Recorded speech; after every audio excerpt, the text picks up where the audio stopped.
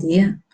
Hoje vamos falar de três assuntos que estão na ordem do dia, que são as novas linhas de financiamento que já estão em vigor e estão a ser já anunciadas pelos bancos e verdadeiramente quais são as exigências documentais, ou seja, quais são os documentos que os bancos podem e devem solicitar para a aprovação destes processos. Depois, a possibilidade, no caso das empresas que estão em layoff, a possibilidade de, através das seguradoras, se obter uma redução dos custos com o pessoal ao nível dos seguros de acidentes de trabalho. E, por fim, uns breves highlights sobre as alterações em IRC que ocorreram com a aprovação do Orçamento de Estado para 2020. Não esquecer, por motivos excepcionais, este ano, o Orçamento de Estado entra em vigor a partir de, ou entrou em vigor a partir de 1 de abril de 2020. Isso gera alguns constrangimentos, não nestes exemplos que vamos ver aqui, mas gera alguns constrangimentos relativamente ao desfazamento temporal entre 1 de janeiro e 1 de abril. Pronto, mas neste caso são questões informativas com impacto direto nos resultados no IRC apurado, ou que irá ser apurado para as empresas. Então, no nosso ponto 1, o que é que nós temos aqui? Isto de acordo com notícias que já fomos partilhando através do mail. Portanto, o Governo alarga os créditos bonificados a todos os setores. Isto é importante também porque só alguns setores é que estavam abrangidos pelas anteriores linhas, agora é de forma generalizada, e também a empresários em nome individual que se viam afastados de algumas linhas de crédito. Então, vamos ver aqui e o que é que temos?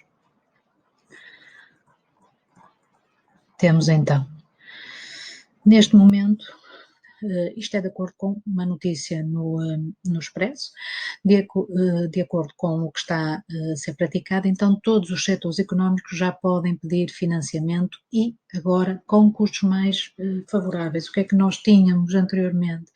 Tínhamos menor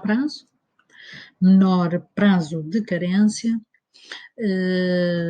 taxas de juro que estavam a ser praticadas que implicavam um maior esforço financeiro e comissões bancárias e de garantia que implicavam também maior esforço financeiro. Agora existe uma flexibilização maior.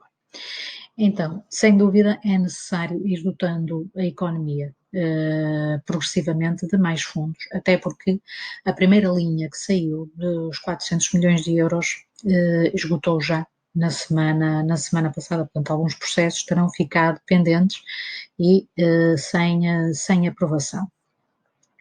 Então, aqui o que é que temos? As ajudas agora, portanto os financiamentos podem ter um prazo até 6 anos, anteriormente 4, e o período de carência de capital pode ir aos 18 meses, quando anteriormente era 12 meses. Em termos de tesouraria, não há dúvida que isto faz uma grande diferença, mas não esquecer também que quanto maior o prazo, por um lado, o prazo do empréstimo, e quanto maior o prazo de carência de juros, mais juros as empresas vão ter de suportar, mais juros vão ter de pagar. Portanto, serão empréstimos mais caros no final das contas. E aqui as empresas têm que ponderar aquilo que é, neste momento, mais importante gerir. Se é gerirmos a nossa tesouraria ou se é gerirmos o acumular de custos num período de 4, 5, 6 anos ou 3 anos. As comissões bancárias vão até 0,5%, os spreads bancários podem variar no máximo até 1% e 1,5%, e as comissões de garantia, portanto, as comissões cobradas pelas sociedades de garantia mútua, podem, nos últimos anos do empréstimo, ir até aos 1,75%. Aqui é que está o grande mal e continuamos sem perceber porque é que não existe uma opção de cortar nas comissões das sociedades de garantia mútua. Estas sim estão verdadeiramente a encarecer os créditos. Uma condição, efetivamente, que não estava anteriormente explícita nas outras linhas e passa aqui a estar, já na última versão do layoff simplificado aprovado, é também uma condição, e aqui, idem, é que as empresas terão de assegurar a manutenção do emprego para poder aceder às linhas de crédito. E creio que isso depois será promulgado mais tarde, mas creio que será durante o período de duração do empréstimo das linhas de crédito. Ora bem, outra questão que tem sido polémica na relação entre as empresas e a banca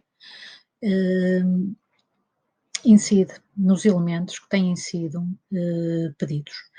Temos conhecimento, não por experiência própria, mas temos conhecimento que, em muitos casos, os bancos já estão a pedir as contas encerradas de 2019 às empresas.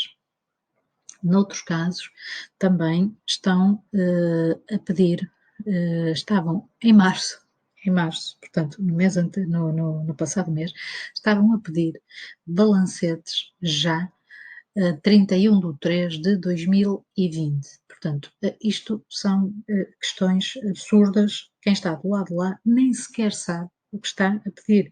Quando em março se pede um balancete às empresas a 31 de março de 2020, é não saber com certeza o que se está a fazer. Mas pronto, tirando essas questões, têm sido, felizmente, excepcionais. A OCC, a Ordem, já veio e tem falado com o Banco de Portugal e com o Ministério da Economia no sentido de vivamente esclarecer esta questão. Portanto, as empresas só têm de prestar contas encerradas de 2018 e balancetes e contas, entretanto, disponibilizadas de 2019. De facto, não há dúvida nenhuma. Há um comunicado, inclusive, que foi distribuído pela Ordem, foi enviado também para as direções centrais dos bancos, em que é claro o que aqui está. O que é que pode ser pedido? Pode e deve ser pedido a IES de 2018 e o último balancete disponível de 2019. De facto, com um pouco mais de pormenor, poderemos verificar que, ponto número 1, toda a questão excepcional, não é, no âmbito da pandemia Covid-19, uma das primeiras medidas que o Governo implementou foi prorrogar o prazo limite da declaração de entrega da declaração modelo 22, habitualmente a 31 de maio, e prorrogou de imediato para 31 de julho. Naturalmente, porque as condições de trabalho e de preparação do encerramento de contas estão agora muito diferentes. E, portanto, foi até o Governo que se antecipou nesse sentido. Mais tarde, veio justamente, na mesma linha, informar que as Assembleias Gerais para discussão e aprovação de contas poderão ser realizadas até 30 de junho de 2020, portanto, até ao final de junho de 2020. Gostemos ou não, e os bancos gostem ou não, até 30 de junho de 2020 é perfeitamente legal e possível que as contas não se encontrem encerradas, isto é, aprovadas. Se as contas não estão aprovadas, não estão encerradas, não podem ser apresentadas. Quando os bancos pedem também determinado tipo de elementos, é bom que todos saibamos que há elementos que não devem ser pedidos, nomeadamente quando pedem os balanços e as demonstrações de resultados provisórios. Não existem balanços e demonstrações de resultados provisórios. Isso é como aqui está bem assinalado. É uma grave incorreção contabilística. Nem sequer é legal, podemos pedir aquilo que não está previsto na lei. assim como o balanço e demonstração de resultados intercalares, ou seja, o fecho intercalado de contas. Isto só existe para algumas empresas em termos legais e para, que não é o caso da maioria das empresas, e para situações muito pontuais e específicas, nomeadamente quando tem, por vezes, que existir alterações à estrutura societária, com reduções do capital, transformações, por exemplo, de sociedades por cotas em sociedades anónimas ou vice-versa, então está previsto legalmente no Código das Sociedades Comerciais que se devem apresentar balanço e demonstração de resultados intercalares. Portanto, aqui está, mais uma vez, bem explícito que aquilo que se deve pedir e apresentar é a IES de 2018, que contempla o fecho em termos de balanço e demonstração de resultados, e o último balancete disponível de 2019, que naturalmente, razoavelmente, será o de dezembro, mas ainda não o fecho. E aqui está, em momentos de crise é necessário o apoio de todos os intervenientes, pois estamos numa situação de exceção, é também natural que todas as partes cumpram essas exceções. Então, no ponto 2, o que é que temos aqui? A própria Autoridade de Supervisão do Setor Financeiro vem nos dizer que as empresas poderão poupar nos seguros dos trabalhadores em layoff. E, de facto, também num artigo do Expresso, diz claramente que é entendimento do próprio supervisor que as empresas deverão comunicar às seguradoras quando têm os funcionários com suspensão do contrato de trabalho, para que desta forma possam obter naturalmente e de forma justa e equilibrada uma redução dos custos com os seguros de acidentes de trabalho. Portanto, deverão falar com os mediadores nesse sentido. Aliás, a própria nota oficial refere que quando existe uma alteração normal e temporária das circunstâncias, não é? Portanto, da atividade, como é o caso de uma crise empresarial que justifica a aplicação temporária do regime de layoff, então, nas situações de apólices com prémio fixo, o empregador pode e deve comunicar a situação ao segurador, indicando então os trabalhadores que se encontram em situação de layoff e, dessa forma, obter naturalmente a respectiva redução do prémio do seguro. Nas outras apólices, em que temos a modalidade de prémio variável, à partida, esta situação já irá ser transcrita através da apresentação das folhas de vencimento, as folhas mensais de vencimento. Ainda assim, convém que falem com as vossas companhias de seguros, através dos mediadores, para podermos rapidamente articular esta situação e, efetivamente, conseguir uma poupança legal, justa e equilibrada na nossa estrutura de custos. Então, passando à análise do ponto 3, que são as alterações em IRC decorrentes da aprovação do Orçamento de Estado para 2020, o que é que nós temos? Temos aqui, em termos do alojamento local, aquilo que eu vou falar para o regime simplificado de tributação, no caso do alojamento local, acontece também no IRS. Então, o que é que temos? Temos que, nota, em 2019 existia um coeficiente único que era de 35%, 0,35% ao valor das nossas vendas, da nossa faturação.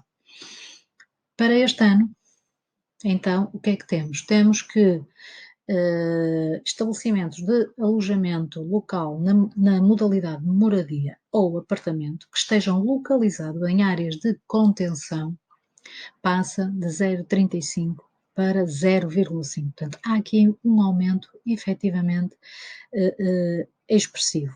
E os localizados fora dessa área mantêm-se nos 35%. Aqui neste decreto-lei, nós temos expresso o que são as áreas de contenção. Portanto, isto é apurado de forma municipal, a Câmara Municipal, freguesia a freguesia, e dentro das próprias freguesias define quais são as áreas e as zonas de contenção. E, portanto, sabemos então que para essas áreas e para essas zonas passaremos a ter um coeficiente de 0,5 aplicado às nossas vendas. Acredito que isto possa vir a ser alterado. Aliás, não se tem falado muito do Orçamento de Estado para 2020, precisamente porque não há grande fiabilidade e grande confiança em boa parte das medidas lá apresentadas, face, logicamente, a esta situação de exceção e de crise económica que implicará naturalmente uma revisão a este Orçamento de Estado que foi aprovado. Portanto, algumas medidas serão necessariamente alteradas, outras serão eventualmente endurecidas, mas daí não se estar a falar muito do Orçamento de Estado. De qualquer maneira, são questões práticas para já, estas que temos que resolver. Então, vamos ver aqui um exemplo muito simples. Vamos supor que em 2019 tivemos uma faturação ao nível de alojamento local, apartamento, uma faturação anual de 40 mil euros. Então, o que é que nós fazemos? Aplicamos o coeficiente único em vigor em 2019, 0,35, e a nossa matéria coletável, portanto, aquilo que irá ser sujeito a imposto, é nem mais nem menos que o produto dos 40 mil euros pelo coeficiente 0,35, dá-nos uma matéria coletável de 14 mil.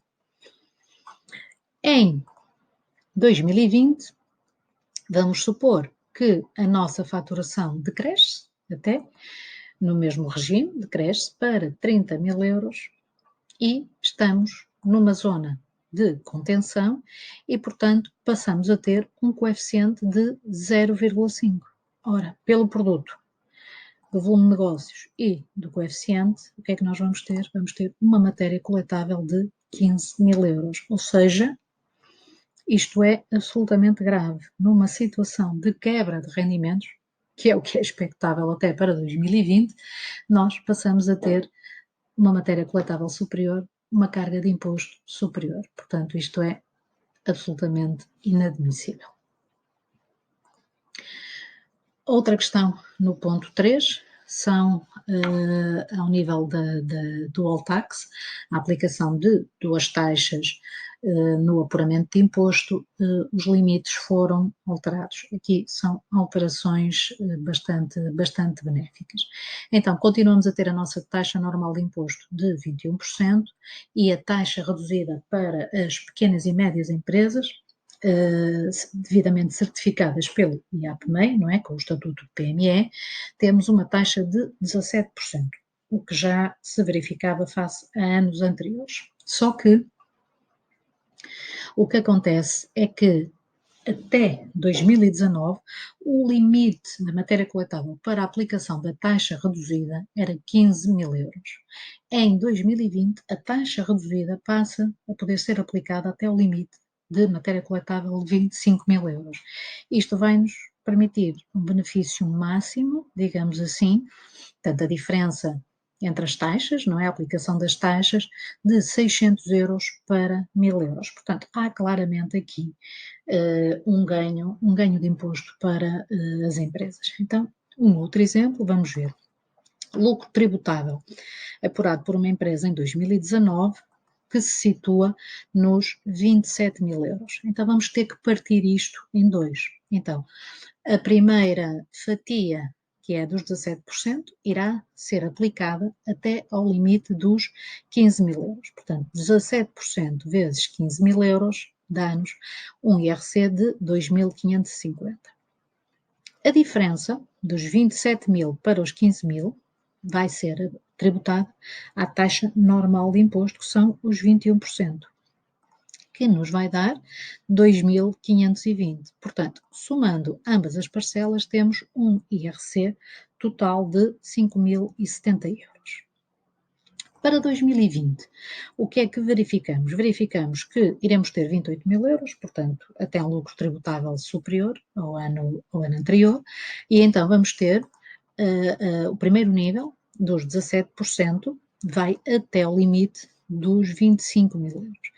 E então iremos ter 4.250 euros de imposto nesta primeira camada. E na segunda camada, que é da taxa normal, dos 21%, iremos aplicar a diferença entre os 28.000 e os 25.000, com um efeito de 630 euros. Isto dá-nos um IRC global a pagar de 4.880 euros. Ou seja, temos mais lucro tributável e temos menos IRC a pagar. Isto sim é bastante positivo para as empresas. Por fim, chamar a atenção as taxas de tributação autónoma.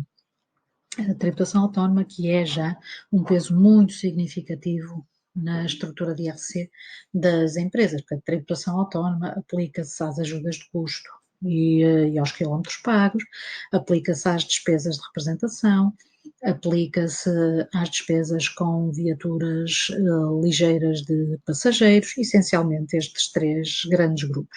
E, portanto, isto significa já uma grande fatia de imposto a suportar pelas empresas. Então, o que é que nós temos aqui?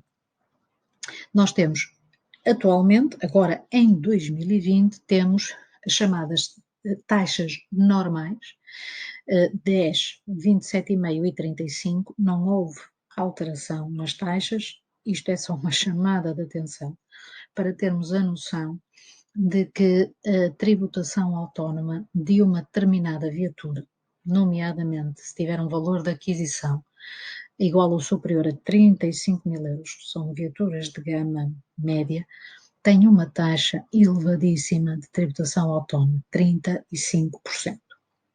Mas vamos ver então quais são as diferenças para este ano, de 2019 para 2020. Nós tínhamos 3 patamares, em que o primeiro patamar era, até 2019, de 1 euro, vá lá, a 25.000 euros. Pronto, o patamar é aumentado agora para 27.500 euros. E o segundo patamar era anteriormente de 25.000 a 35.000 euros. Portanto, passa naturalmente a ser agora de 27.500 euros a 35.000 euros. O terceiro patamar não conhece alteração. Portanto, o que é que nós temos? Um aumento do primeiro patamar, dos 2 primeiros escalões, em que os limites passam de 25.000 euros para 27.500 euros. Uma outra alteração é que nas viaturas anteriormente, que anteriormente eram consideradas movidas a gás natural e a GPL, tinham taxas de tributação autónoma mais reduzida. Para este ano 2020, exclui-se as viaturas a GPL. Portanto, as viaturas a GPL agora passam a estar incluídas na tabela dos veículos ditos normais. Então, vamos ver aqui mais um exemplo. Para uma viatura ligeira de passageiros com um valor de aquisição de 26.000 euros. Ora, o que é que nós temos? Temos, em 2019, vamos calcular as depreciações à taxa de 25%, ou seja, uma vida útil normal de uma viatura de 4 anos, e teremos um valor anual de amortização de 6.500 euros. Estimamos combustíveis 1.000 euros, portagens 200, manutenção 400, IUC 60 euros e o seguro 550 euros. Portanto, isto é um exemplo da maior parte das despesas que estão associadas às viaturas ligeiras e, portanto, são as despesas que a empresa suporta ao longo do ano com a utilização das viaturas ligeiras de passageiros que estão todas sujeitas a tributação autónoma. Ou seja, temos um total de despesas de 8.710. Então, de acordo com a tabela de 2019, nós iríamos aplicar não uma taxa de 10% como aqui está, porque o valor limite seria 25.000 euros, mas sim a taxa do escalão seguinte, 27,5%. Portanto, teríamos uma tributação autónoma de 27,5% sobre 8.710, que nos dá cerca de 2.400 euros.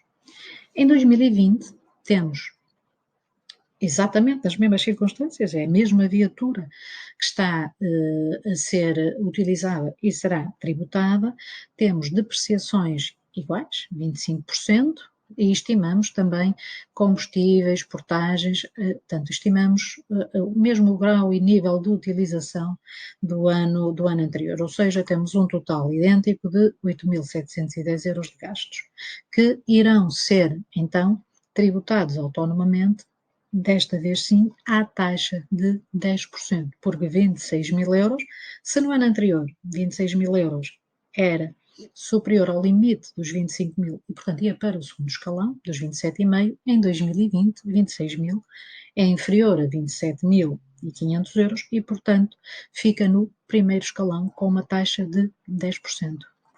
Então temos aqui um total de tributação autónoma de 871 euros. E sim, temos efetivamente um ganho significativo de uma poupança de imposto. Mais uma nota em relação à tributação autónoma, portanto, em todos os anos, e vão já ver a exceção seguinte, em todos os anos em que for apurado prejuízo fiscal, as taxas de tributação autónoma, nomeadamente estas taxas, neste caso apresentadas aqui, são agravadas em 10 pontos percentuais. Ou seja, se estivéssemos numa situação de prejuízo fiscal em 2019 e em 2020, a nossa taxa não seria 27,5, a nossa taxa seria 27,5 mais 10 pontos percentuais, 37,5. E aqui a nossa taxa não seria 10%, seria de 10% mais 10 pontos percentuais, 20%.